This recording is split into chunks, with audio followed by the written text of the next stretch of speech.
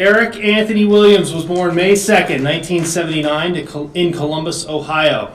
Aerik is the middle child of Linda and Anthony Williams with one older sister, Candace, and a younger brother, Lindsay. Aerik was an active boy playing soccer and basketball. He was also a member of the jazz band through middle and high school.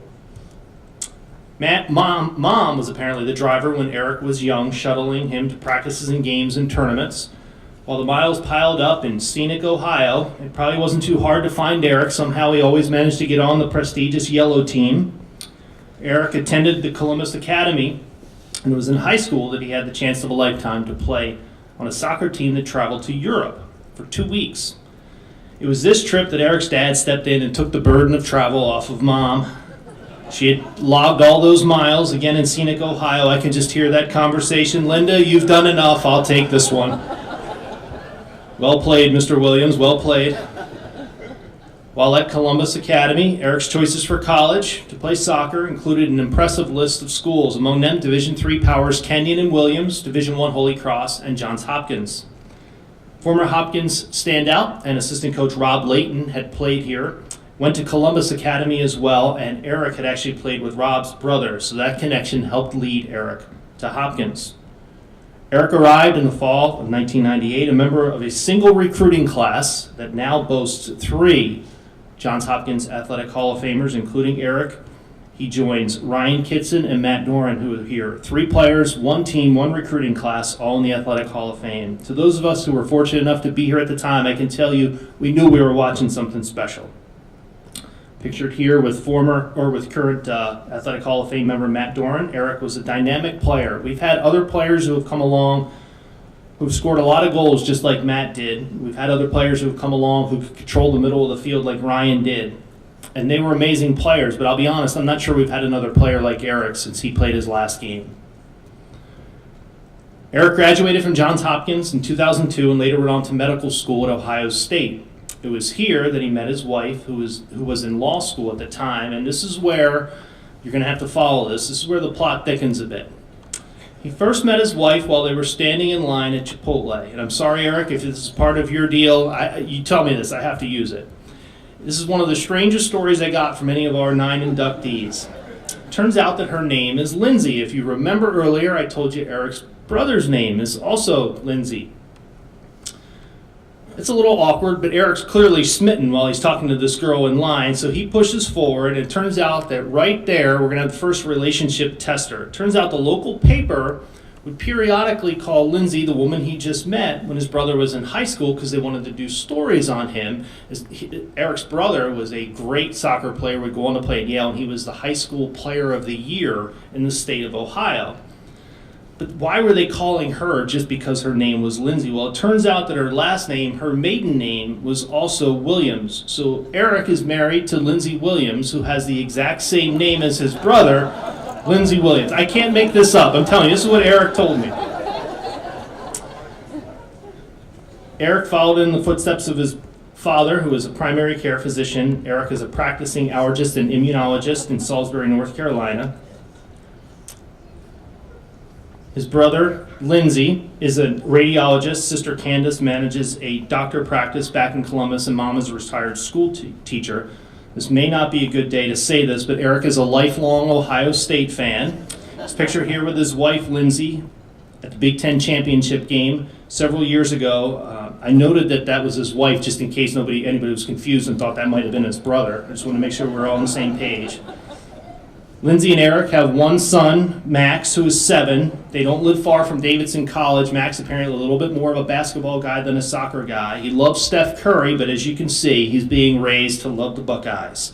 It's my pleasure to present for induction into the Johns Hopkins Athletic Hall of Fame, Aerik Williams.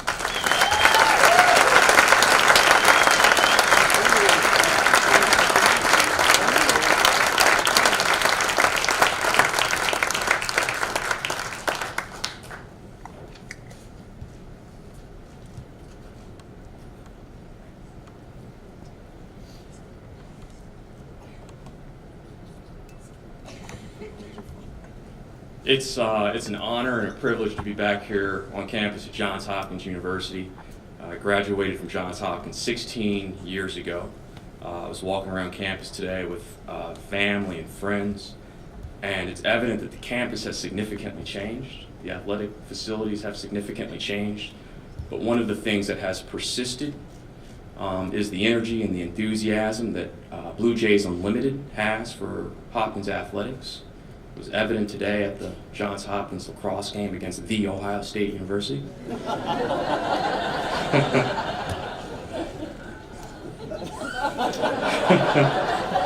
I certainly had nostalgia watching that game at Homewood Field.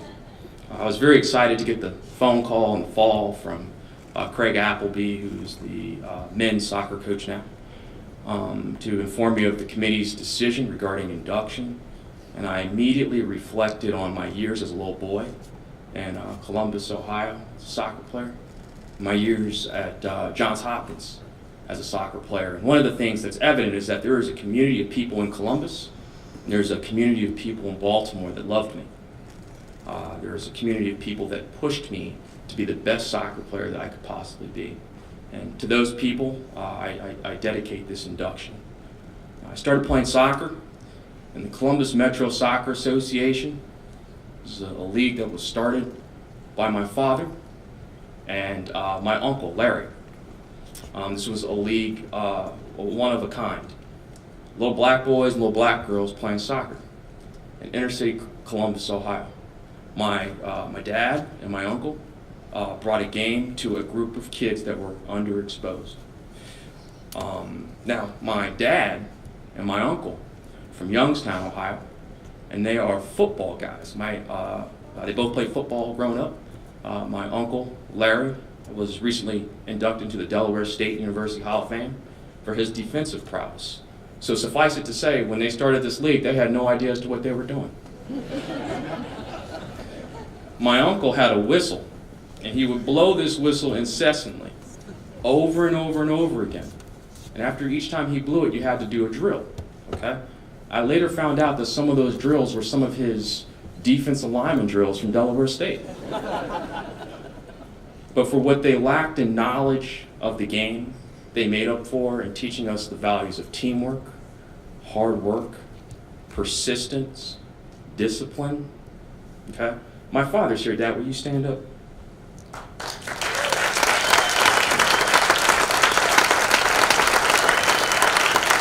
So, you can keep standing. So I wanted to read the names of some of the kids that went through the Columbus Metro Soccer Association and where they left their mark. Pablo Crocrumpscher, he played varsity soccer at Harvard. Elise Berry, she played varsity soccer at Purdue. Gavin Dozier and Rudy Sutton played their varsity soccer at Bowling Green. Brett Lefevre played varsity soccer at Otterbein. My brother, Lindsey Williams, who was here, his wife was here, as well as my nephew, Sawhill Aerik, A-E-R-I-K, Williams. He was the Ohio High School State Soccer Player of the Year, played his varsity soccer at Yale, and was 1 year led Ivy League in scoring. Derek Woodard played his varsity soccer at Brown. Tim Amafadon played his varsity soccer at Guilford. McKenna Myers played varsity soccer at Davidson College.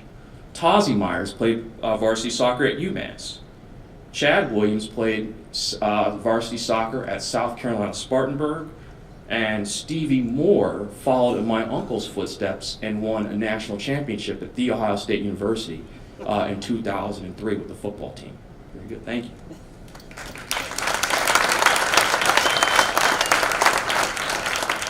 I played high school soccer at Columbus Academy.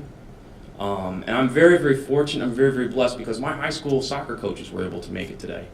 Traveling from Columbus, Ohio is Casey Moore. Coach, can you please stand up, Coach?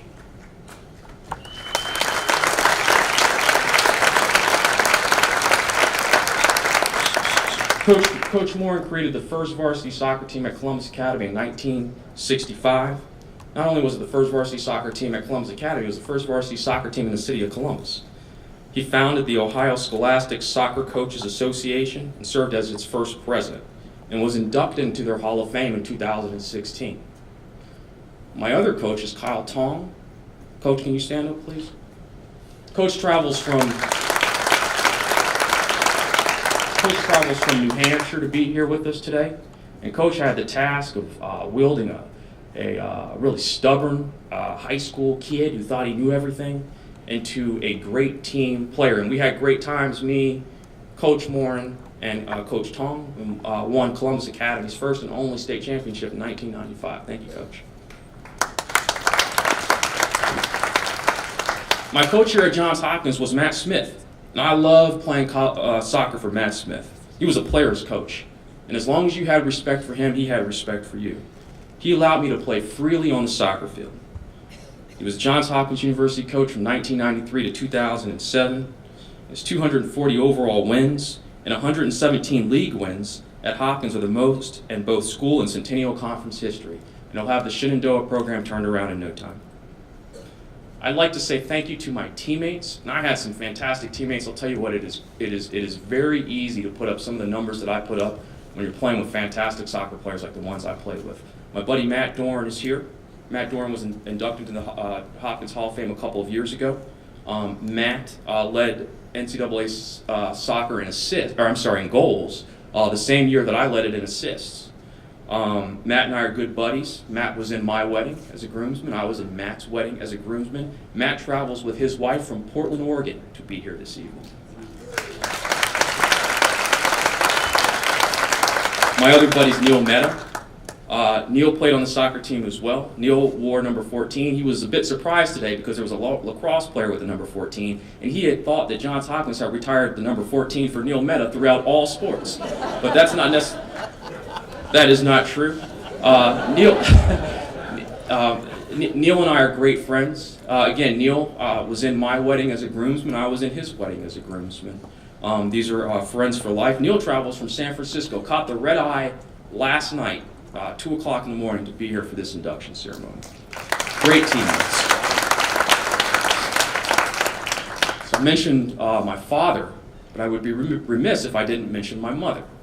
My mother was my biggest fan, with the exception of Europe. My mom took me to all of my soccer games and saw all of my soccer practices as a kid growing up.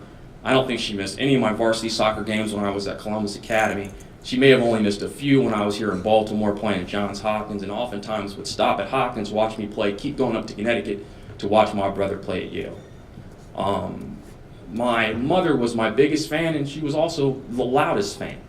My mom was loud, and I could hear her. It didn't matter where it was on the soccer field. And she wasn't always yelling at me. Sometimes she was yelling at the other team's coach. Sometimes she was yelling at the other team's players. But my mom, she was my biggest fan, and I'm very blessed and fortunate that she pushed me to be the best person, best soccer player I could possibly be. I have other friends and other family that are here, and I'm sorry I can't individually thank everyone. I'd like to recognize my sister who's here from Columbus, Ohio. I'd like to recognize my wife, Lindsay. And Lindsay met me after my career here at Johns Hopkins at Chipotle on High Street in Columbus, Ohio.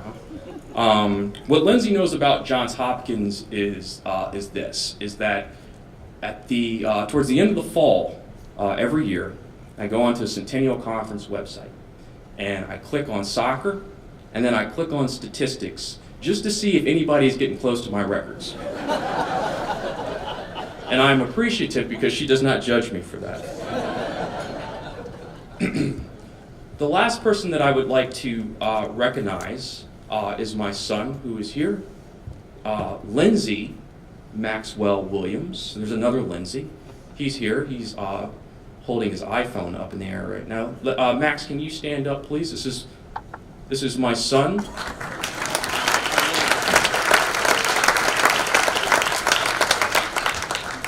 This is my son, who I love. With him, I am well pleased.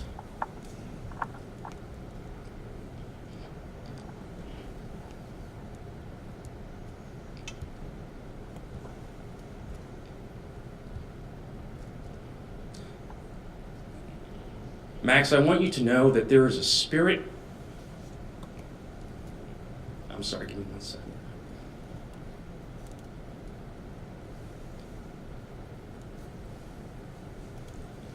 There is a spirit that lives inside of you. It is a gift from our Lord and Father, Jesus Christ. I tell you this now and I reiterate it because I do not want you to confuse its glory with mere circumstance. It is powerful.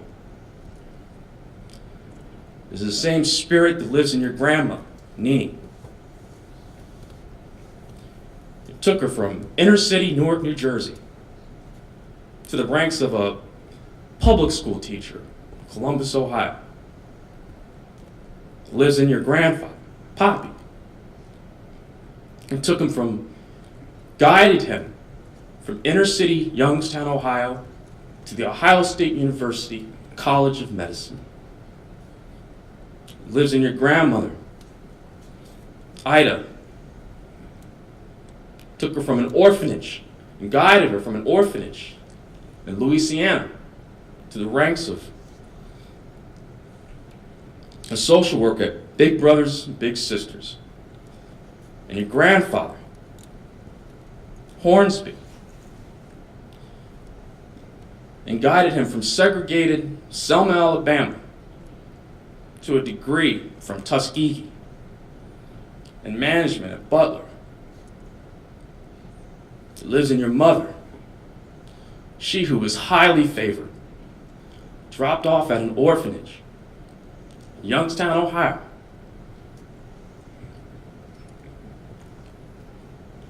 To the Ohio State University, Moritz College of Law. Just a few years from starting her own winery, son, I tell you that the Spirit is powerful, and it lives in you. Look what it's done for your father. It is perpetual, and I can't wait to see what it has in store for you. Thank you.